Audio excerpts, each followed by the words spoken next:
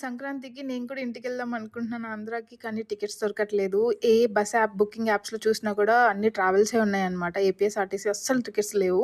So, last night నేను ఇది trick try చేశాను. నాకైతే వర్కౌట్ అయింది. సో, మీకు కూడా హెల్ప్ అవుతుందని వీడియో చేస్తున్నాను.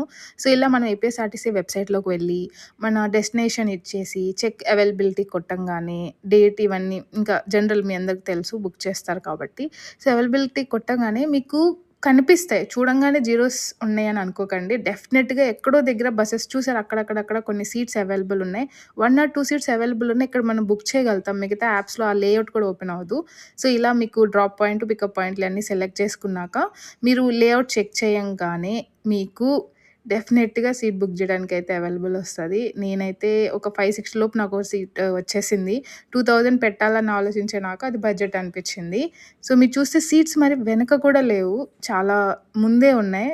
పర్లేదు ఇలా ఉంటే కంఫర్టబుల్‌గానే ఉంటుంది కదా! అనిపిచ్చింది నాకు కూడా. సో, నేనైతే సక్సెస్‌ఫుల్‌గా నా సీట్ బుక్ చేసుకున్నాను. మీరు ఎవరికైనా ఇంకా టికెట్ దొరకట్లేదంటే ట్రిక్ ట్రై చేయండి.